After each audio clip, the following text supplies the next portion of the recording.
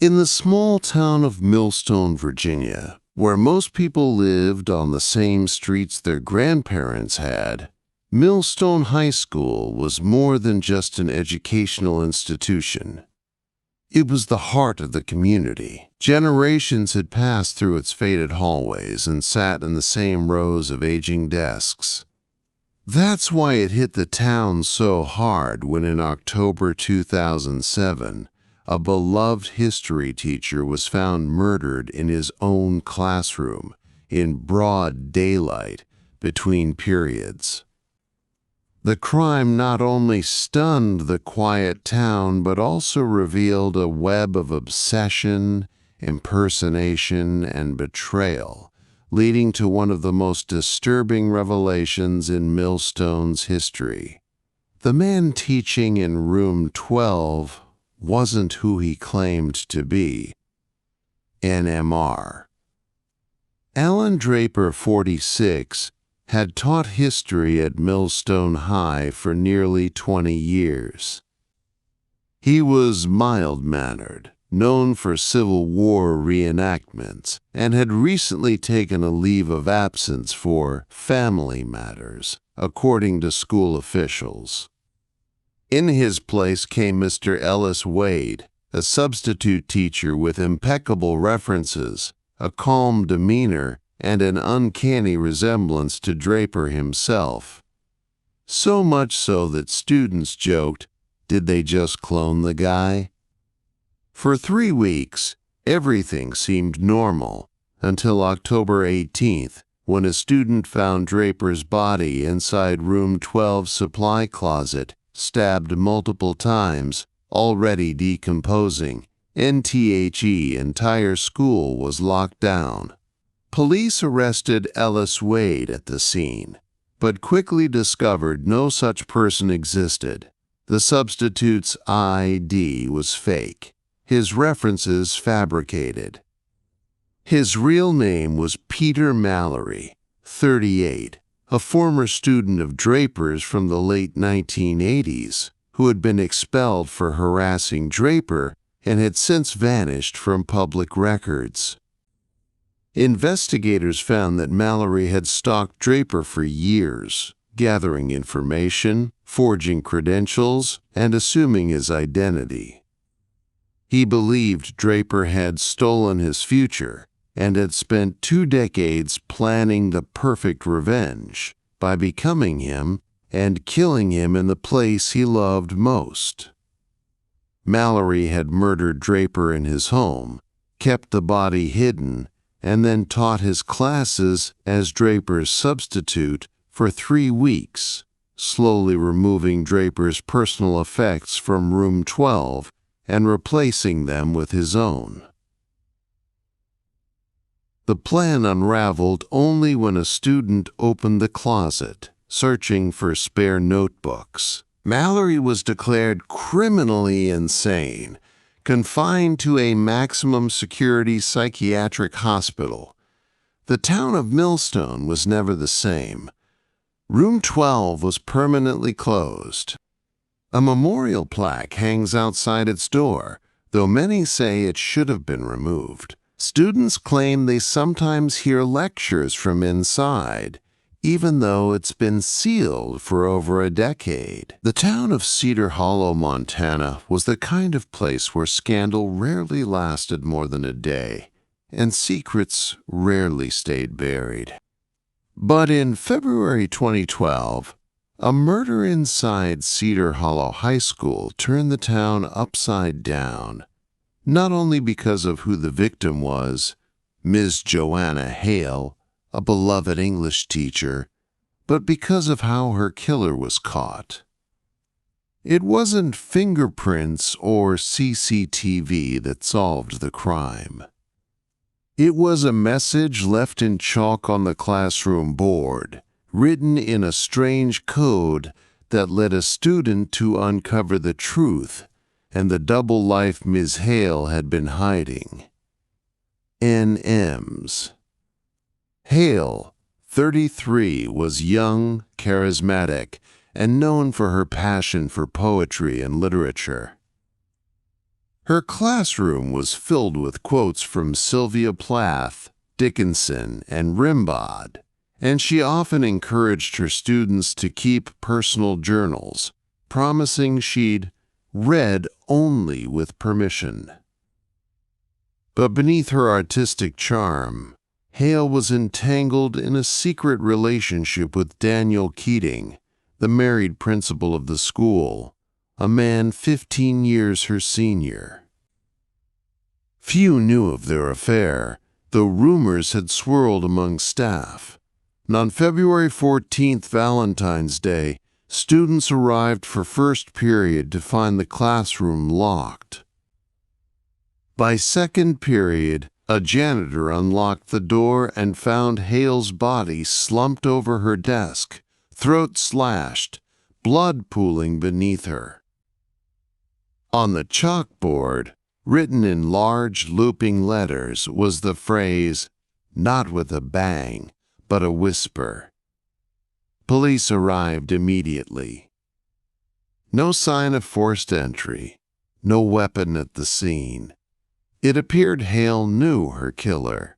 The quote on the board, from T.S. Eliot's The Hollow Men, was chalked up to her usual flair, until Samantha Briggs, a student in Hale's AP class, told detectives something strange. Hale had once assigned the class to write coded confessions using literary quotes as a, quote, thematic experiment. Briggs believed the chalkboard message wasn't random. It was part of that code. In digging deeper, police searched Hale's home, finding her journal. Inside, multiple entries referenced DK, describing jealousy, threats, and our love becoming dangerous. The final entry, written 2 days before her death, read, "He said I could ruin him, but he doesn't know I already have." Forensics found traces of Keating's DNA under her fingernails. When confronted, Keating confessed he had gone to end the affair, feared exposure, and in a fit of rage, killed her with a letter opener from her desk. NHE was arrested, convicted, and sentenced to life without parole. The school replaced the chalkboard, but many students say, on cold mornings, words appear faintly, as though written beneath the new paint. In Mapleton, Ontario, a farming town tucked between forest and lake, the Mapleton Elementary School had stood for nearly 70 years, weathered and peaceful. The teachers were trusted, the students carefree, and crime was nearly non-existent. So when Mr. Calvin Brooks, 41, a fifth-grade teacher, vanished without warning in May 1998, the community was shaken, but police assumed he'd left town voluntarily, perhaps in the throes of some personal breakdown. It wasn't until 7 months later, during a routine playground renovation, that a child uncovered bone fragments, and what followed was one of Canada's most disturbing school-based homicide cases, one that revealed secrets, obsession, and a fellow teacher willing to kill to keep them buried. NMR. Brooks was soft-spoken, popular with both students and staff. He lived alone, often stayed late at school, and was known for organizing outdoor science lessons in the playground area, encouraging kids to dig and discover. On May 14th, Brooks failed to show up for class. His car remained in the school lot, keys inside. His classroom was untouched, lesson plans neatly written on the board. No signs of struggle. The principal, Mrs. Irene Foster, told police Brooks had mentioned family troubles, but no relatives came forward. Police found nothing suspicious. Case went cold, In January 1999, contractors began excavating part of the playground to install new swing sets. Just 2 feet beneath the surface, they unearthed human remains, wrapped in a blue tarp, along with a school-issued ID badge. It was Brooks. An autopsy showed blunt force trauma to the head and ligature marks on his wrists. Shock rippled through Mapleton. An investigation turned inward. Staff were questioned again. A janitor recalled seeing Mrs. Foster near the playground late at night, days after Brooks vanished. A warrant led police to her home, where in a locked basement cabinet, they found personal letters from Brooks to Foster, rejection letters, clearly stating he did not reciprocate her feelings. One, dated May 12th, read, "Please stop this. I've asked you before. This must end." Confronted, Foster confessed. She had become obsessed with Brooks, believing he, quote, her affection. When he refused again, she struck him during an argument, killing him instantly. Panicked, she wrapped his body, buried it beneath the spot where his students once dug for science class, believing no one would suspect a thing. And Foster was sentenced to life in prison.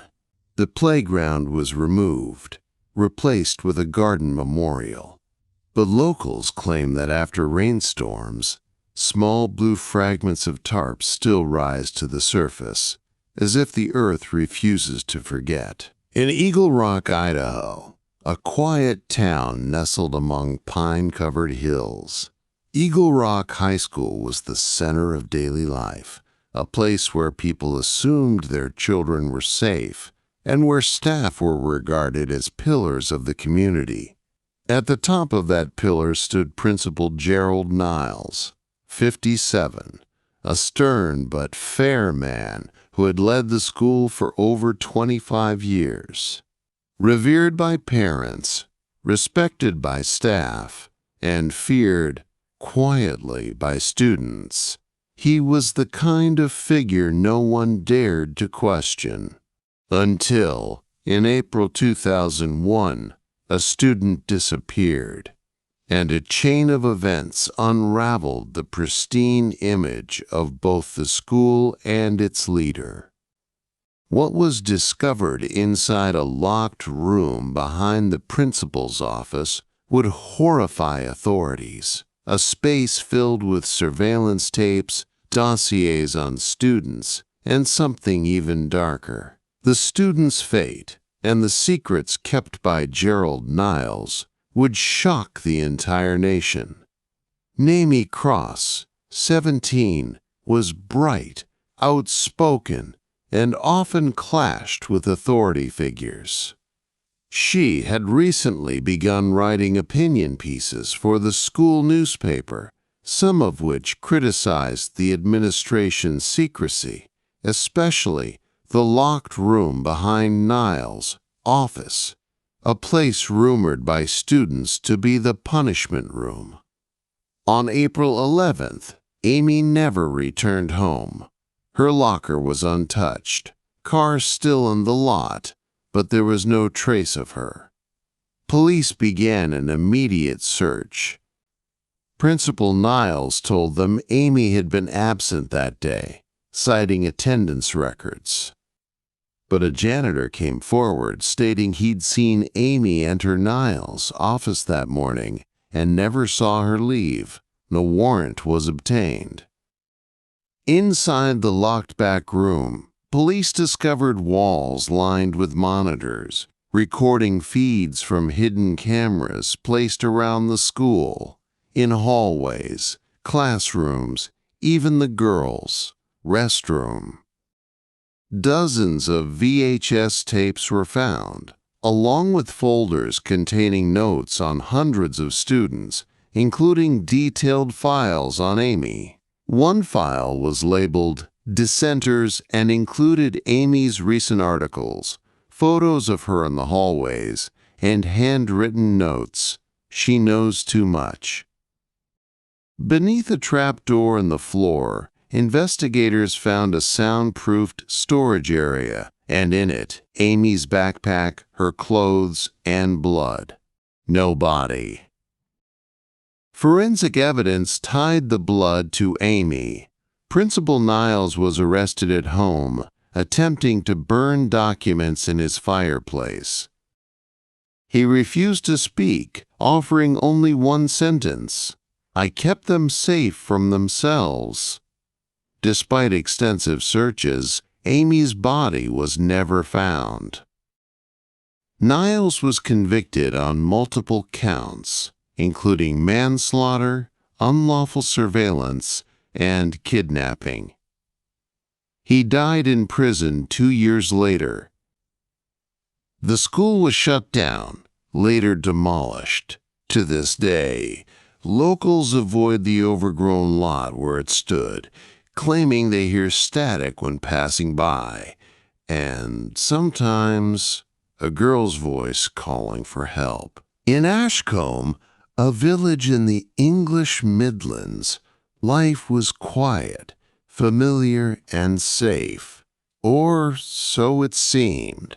The heart of the village was Ashcombe Secondary School, a brick building from the 1950s, where generations of families had been educated. Among the staff, Mr. Douglas Finn, 38, the technology teacher, was admired for his intelligence, dry humor, and the way he made even the most disengaged students interested in computers and coding. But beneath his composed exterior, Finn led a double life, one that would come crashing down in May 2004, when a student stumbled upon a series of hidden video files. Those files, secretly recorded in the school, exposed months of abuse, manipulation, and surveillance, and triggered one of the most high-profile teacher crime cases in UK history. And Finn was meticulous and private, often staying after school, claiming he was updating the system or grading.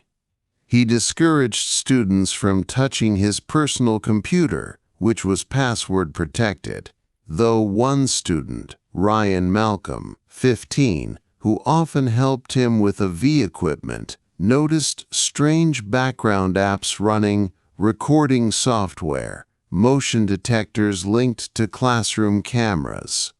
Finn brushed it off as security protocols, but Ryan grew suspicious. On May 14th, while helping Finn with a projector issue, Ryan was left alone in Finn's office. Curious, he accessed a hidden folder on Finn's desktop and found video files labeled with dates and initials. Clicking one, he saw footage from the school's locker room showing Finn placing a hidden camera.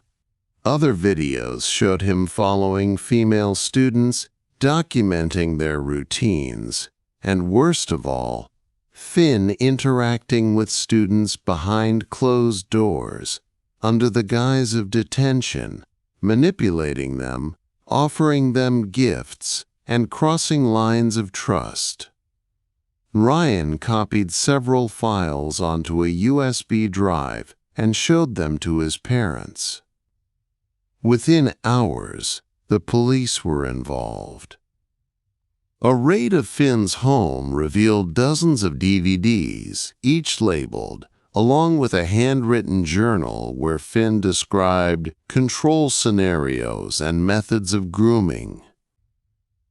He had been systematically abusing his position for over 3 years, using his tech knowledge to cover his tracks.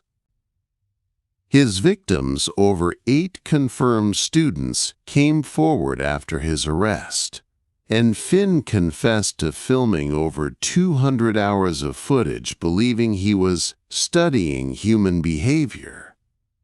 He was sentenced to life in prison.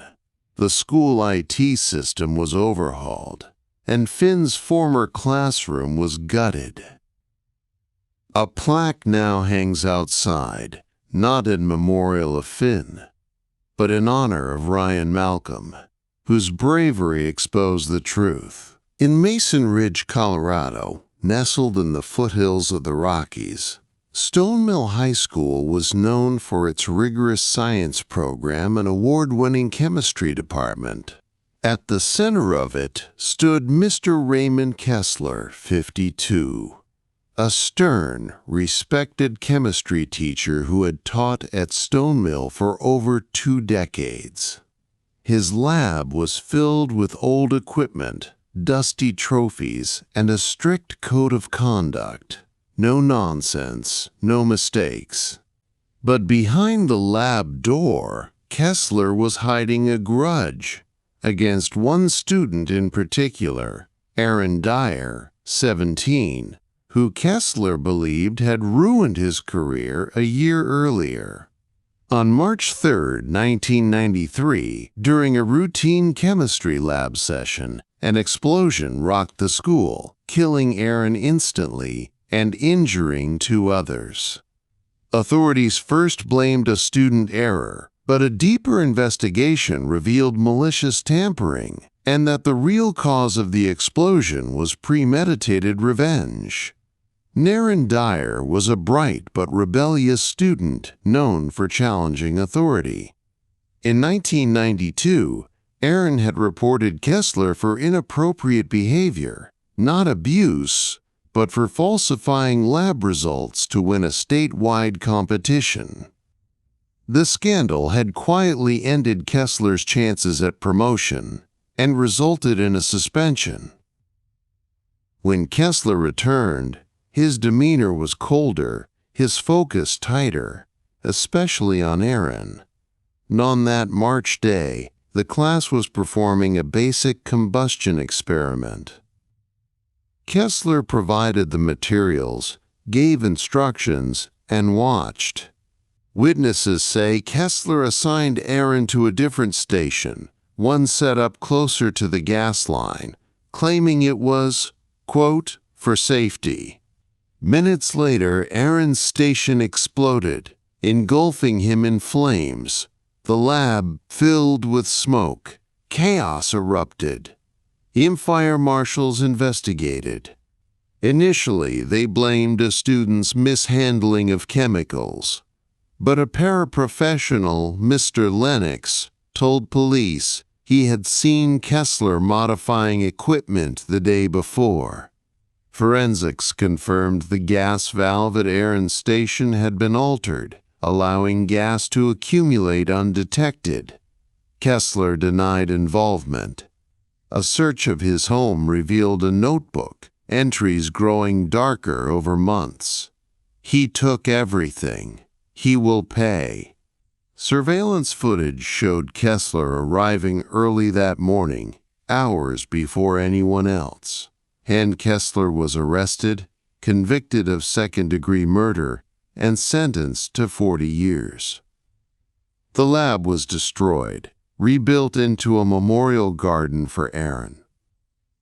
Some students claim that on early mornings they hear glass shatter in the empty science wing, even though no glass remains. In the coastal town of Fairhaven, Maine, where fog rolls in thick off the Atlantic and old buildings creak with age, Fairhaven High School stood like a relic from another era. All stone walls, narrow hallways, and legends whispered by students over generations. One such legend centered around Mr. Richard Halpern, 45, a history teacher with a love for ancient civilizations and a penchant for ritualistic themes in his lessons.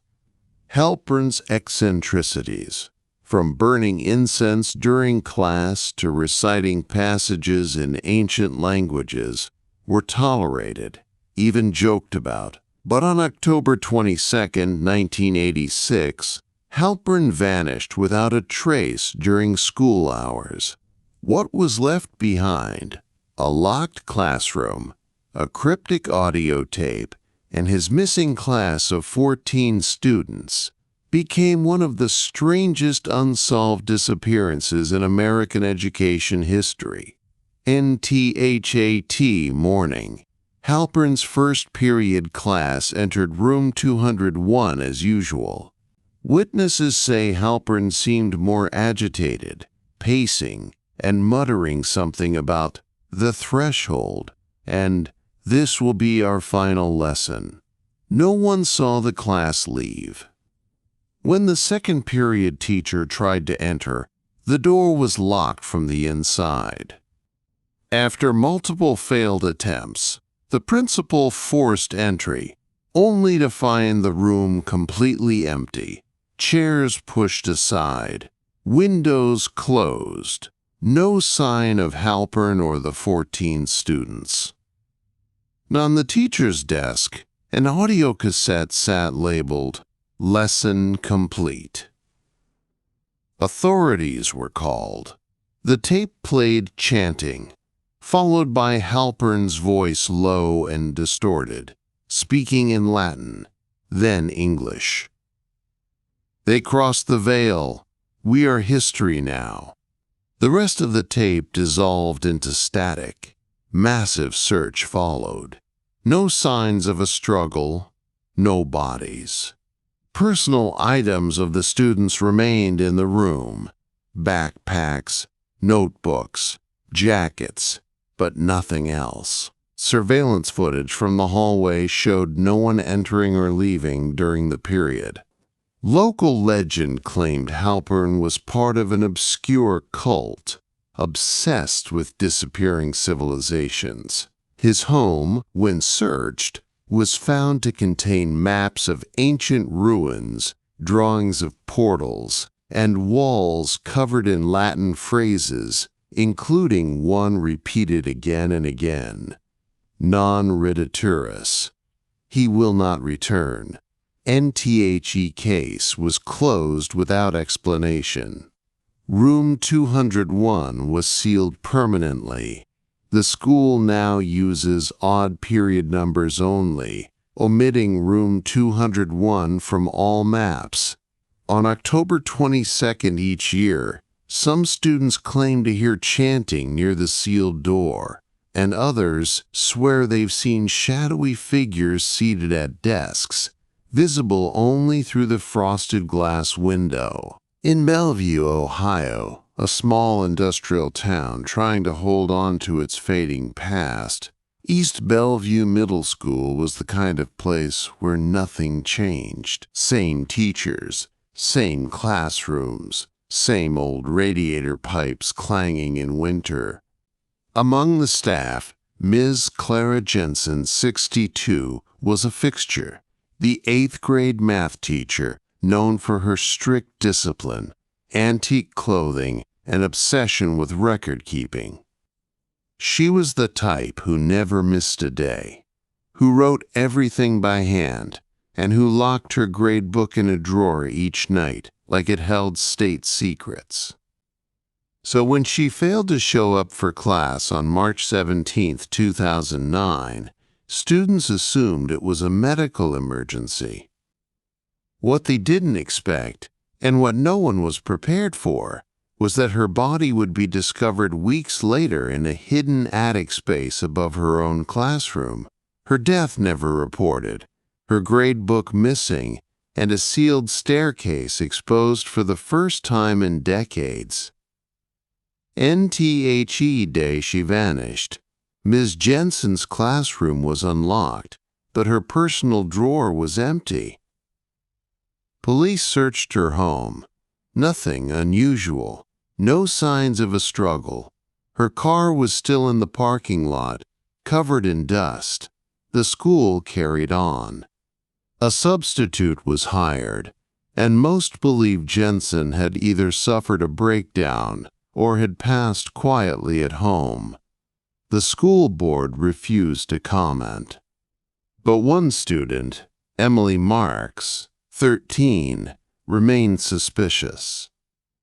She had seen Ms. Jensen arguing with someone in the hallway late the night before. a man in a maintenance uniform, unknown to the regular janitorial staff. 3 weeks later, Emily stayed late for yearbook club when a panel in the classroom ceiling shifted, revealing old floorboards above. Climbing a chair, she shined a flashlight into the space and screamed. Jensen's body was curled in the corner, partially decomposed, her gradebook open beside her, pages torn out. She had been bludgeoned with a heavy object, later identified as a metal pipe, found in the attic. Police reopened the investigation. Behind the classroom wall, they discovered a sealed stairwell leading up to the attic, once used in the 1940s as storage, but walled off in the 70s for safety reasons. Forensics revealed DNA from Daniel Royce, a former school custodian fired in 1994 for theft. He had recently faked his credentials, returned to Bellevue under a new name, and was working as a temporary maintenance contractor during Jensen's final month. Royce was arrested attempting to flee the state. His motive? Jensen had recognized him, threatened to report him, and had documented everything in her gradebook. He killed her, hid the body in the attic, and sealed the stairwell, assuming no one would find it. NTHE room was closed permanently. But students say the ceiling creaks at night, and occasionally papers drift down, covered in math equations and an old, trembling signature. C. Jensen. In Stonegate, Pennsylvania, a former steel town trying to reinvent itself, Stonegate Elementary was one of its oldest institutions, a red brick building with ivy-covered walls and a music room that echoed with decades of children's laughter and piano notes. At the heart of that room was Mr. Lionel Graves, 59, the music teacher who had taught at Stonegate for over 30 years. Graves was known for his classical style, his antique instruments, and his personal motto, "Music is memory." He lived alone, spent evenings composing in the school's basement music studio, and often stayed late to, quote, perfect the acoustics. But in April 2011, after a school recital ended in silence, Graves vanished. What followed was a haunting discovery beneath the music room, a secret studio filled with tape recordings, and a student's chance encounter that revealed the truth, and a teacher's tragic obsession with sound and control. Graves had prepared his students for the annual spring recital, a performance for parents and staff. On April 15th, the recital began, but Graves didn't appear. The vice principal stepped in. After the performance, staff searched the building. His car was outside. His classroom door was locked. A note was found on the desk, handwritten. Final rehearsal underway. No interruptions. At first, it was dismissed as a sign he was in the basement studio. But when no one heard from him by Monday, police were called, and a search of the basement revealed nothing at first, until a false wall was discovered behind a row of instrument cases. Behind it, a soundproof room, dimly lit, filled with reel-to-reel tape machines, hundreds of labeled recordings, and in the center, a chair, headphones, and a metronome still ticking. On the far side of the room, Graves' body lay slumped, headphones still on, a note clutched in his hand. I finally heard it. NTHE coroner ruled suicide by poisoning. But deeper investigation uncovered a disturbing pattern.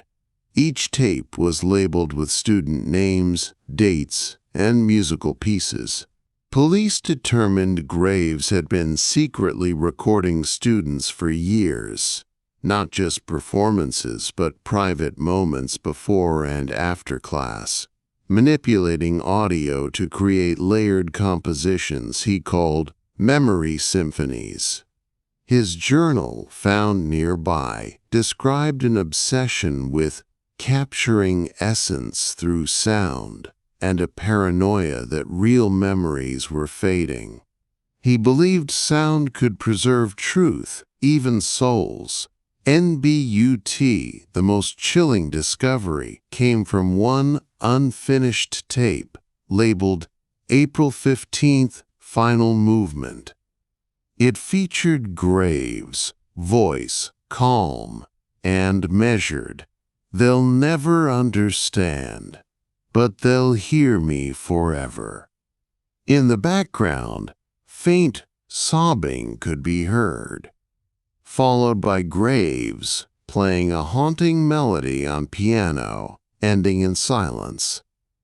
NTHE School sealed the basement. The music room remains, but staff report that at exactly 3:33 p.m. each April 15th, the room fills with faint piano music, though no instruments are present. And in the quiet, a metronome ticks, steady and alone. The first time someone noticed something was off at Pine Hollow Secondary School, it was already too late. The time was 3:48 p.m. on a Friday afternoon, November 9th, 2007, in the sleepy town of Lindenbrook in rural Australia. Most of the students had gone home. The halls were quiet. The heat hung thick in the air, and the sun was beginning to cast long shadows across the cracked asphalt of the schoolyard. But inside room 12A, the lights were still on. Mr. Kenneth Rees, 51, the literature teacher, was still with his Year 10 class, all 22 students accounted for, though none of them were seen again after that day. What began as an ordinary lesson would end in a missing class, a sealed classroom, and a town haunted by silence, and a chilling recording that would leave more questions than answers. Kenneth Rees was known for being intense, the kind of teacher who took Shakespeare too seriously, who memorized entire books, and who enforced a strict policy of no interruptions, no excuses. His classroom was his kingdom. Students whispered about how no one was ever late twice, how detentions with him sometimes lasted hours, and how the door to 12A always locked from the inside. No matter what, NBUT Rees had always seemed harmless, passionate, eccentric, even melancholic, but harmless.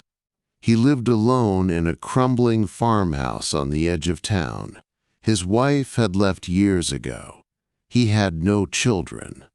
His only known relatives were a sister in Perth, who hadn't seen him in over a decade.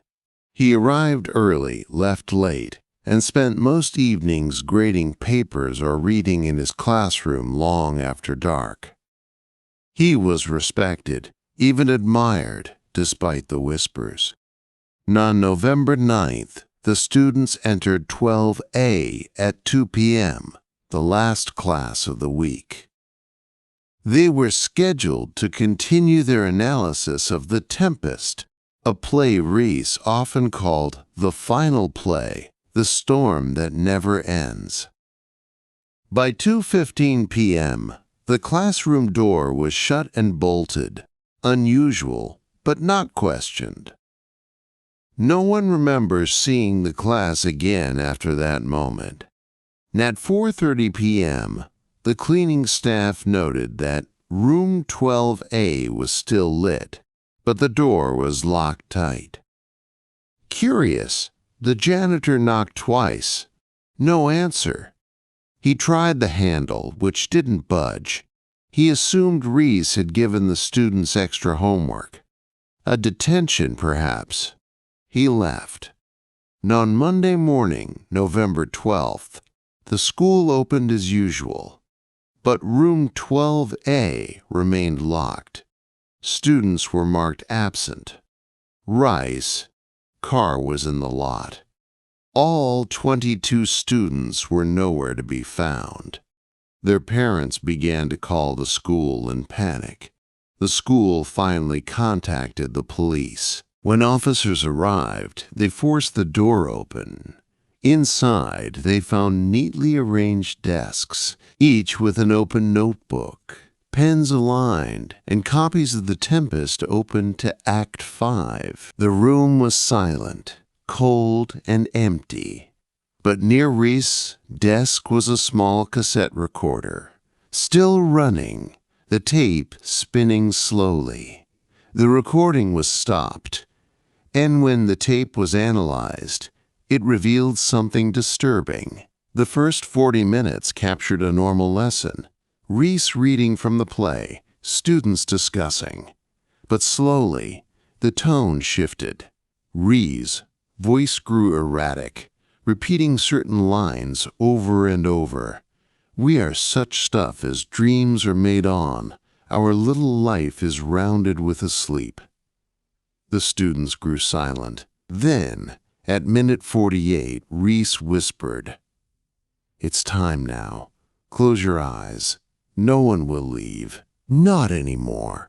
What followed was static, punctuated by soft sobbing, then a loud thud, and Reese again. "The storm has begun. Let it wash us clean." The tape ran for 6 hours, but no other voices were heard, only the ticking of a clock and occasionally footsteps pacing. Police searched every inch of the room. No signs of struggle, no blood, but in the floor beneath Reese's desk, they discovered a trap door, previously sealed. It led to a crawl space, but the space was empty, not even dust. Investigators also noted that all windows were painted shut from the inside. A recent application and a journal was found in Reese's desk drawer, filled with obsessive entries about ending the cycle, about teaching one final lesson, and a line repeated 22 times. "They will be free now." Reese himself was never found. His home was abandoned, with food still on the table, dishes in the sink, but no sign of him. NTHE students' belongings remained at home, untouched. None were seen or heard from again. No bodies, no evidence of foul play. Just a sealed classroom, a strange tape, and an entire class gone. NTO this day, room 12A remains closed, its windows boarded, door chained. Locals claim that at exactly 2:15 p.m. each Friday, the sound of chalk can be heard, and voices reading Shakespeare echo through the walls. Some even say they've seen shadows moving in the classroom. 23 in total. In Corwin, Indiana, a farming town with fewer than 3,000 residents, Corwin Elementary School sat at the end of a long dirt road, surrounded by open fields and a decaying playground with a rusted merry-go-round, a peeling slide, and a sandbox that no one played in anymore. For years, parents passed down a strange rule to their children: don't dig in the sandbox. No one could quite remember why. It was just something you didn't do. But in the fall of 2018, when the school began renovations and construction crews dug up the old playground, the long-buried skeleton of a woman was discovered beneath the sand. And DNA testing confirmed it was Miss Eleanor Price, a first-grade teacher who had vanished in 1995, leaving behind a mystery, a classroom, and a trail of strange drawings, student accounts, and a missing janitor who was never caught. Miss Price was 32 years old, soft-spoken, and beloved by her students. She often wore long skirts, played the auto harp in class, and was known for her meticulous classroom displays, including an annual dream wall, where students drew their dreams each morning and pinned them up. She was considered overly protective, never letting children leave the room unsupervised, and often conflicted with the school janitor, Howard Howie Cray, 54, a reclusive man with a criminal past that no one talked about openly. On October 4, 1995, Miss Price called in sick. Her class was taken by a substitute, but when she didn't return the next day, or the day after, concern grew. Her car was still in the school lot. Her apartment was untouched. Police searched but found no leads. At the time, most believed she had fled town, perhaps suffering from a mental breakdown, though students insisted otherwise. Several of her former students, now adults, recalled disturbing details.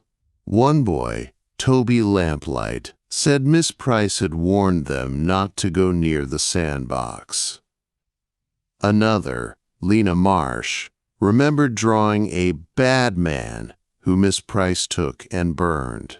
Most hauntingly, the last drawing on the dream wall, dated October 3rd, depicted a figure under the ground, with children playing above, and the words, "She's sleeping now."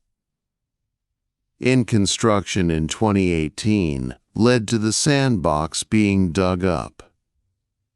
4 feet beneath, workers found a tarp, and within it, human remains, wrapped in teachers' clothing, with Miss Price's school ID still clipped to the collar.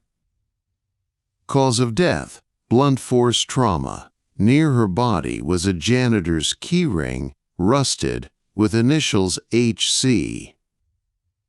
Howard Cray had disappeared the day after Price was last seen, and was never found. Police reopened the case, but found no trace of Cray. It was revealed he had served time for assault in the 1970s and was never properly vetted when hired by the school. And Corwin Elementary was shut down in 2019. The new school refused to build on the old land. Local legend says that on foggy mornings, children playing near the field claimed to hear a soft voice singing and the sound of an auto harp strumming faintly from beneath the ground. In the suburban sprawl of Westfield, Illinois, a newly built neighborhood with identical homes and carefully manicured lawns, Franklin Ridge Middle School was as modern and unremarkable as the town itself. Open-concept classrooms, polished tile, and security cameras at every corner. The town prided itself on safety, on knowing everyone's name and keeping outsiders out. That's why, when a substitute teacher appeared unannounced on February 8, 2017, and led a class of 6th graders into the building, no one noticed. Until hours later, when it was discovered that the class had never been scheduled, the teacher wasn't in any system, and the children were never seen again. What followed was a paralyzing investigation, an empty classroom filled with identical drawings, and a yearbook photo that contained a face no one recognized. NTHAT morning, security footage captured a man entering the school at 7:12 a.m., dressed in neutral slacks, white shirt, and tie, carrying a brown leather satchel. He passed by the receptionist, nodded, and walked to room 104. Staff later admitted they assumed he was a substitute. No one thought to verify his identity. At 7:45 a.m., 27 students filed into room 104, a classroom that was technically unused, listed as reserved for renovation. NN01 questioned it until lunch period, when a teacher noticed that none of the students from that homeroom were present. A call to the classroom went unanswered. By 1:30 p.m., school administrators opened room 104 and found it empty. Chairs neatly stacked, whiteboard erased. On every desk, a single sheet of paper, each bearing the same drawing: a man with no eyes, standing in front of a blackboard, and a row of faceless children seated before him. Security footage between 7:45 and 1 p.m. was corrupted, hours of static. Footage before and after was intact. The man's face was never clearly seen, either turned or blurred. He signed in under the name Mark R. Teller, but no such person existed in any database. His signature was illegible. Police scoured the building. No exit footage showed the man or the students leaving. The parents of all 27 children confirmed they had dropped their kids off that morning. Phone pings, text records, and bus logs confirmed the children entered the building, but no trace beyond that. NTHE most disturbing clue came from the yearbook photo session held 2 weeks prior. When staff reviewed the images, they found a group shot of the same class, 27 students, and a teacher standing behind them, smiling. But none of the students remembered him, and his name was not recorded. Facial recognition produced no matches. The photographer's files for that image were corrupted, with metadata showing a timestamp from 1974, decades before the school was built. NTO this day, room 104 is locked, declared a storage closet. Some students say if you listen outside the door, you can hear chalk on the board, and a voice calmly repeating, "Lesson begins." But no one is inside.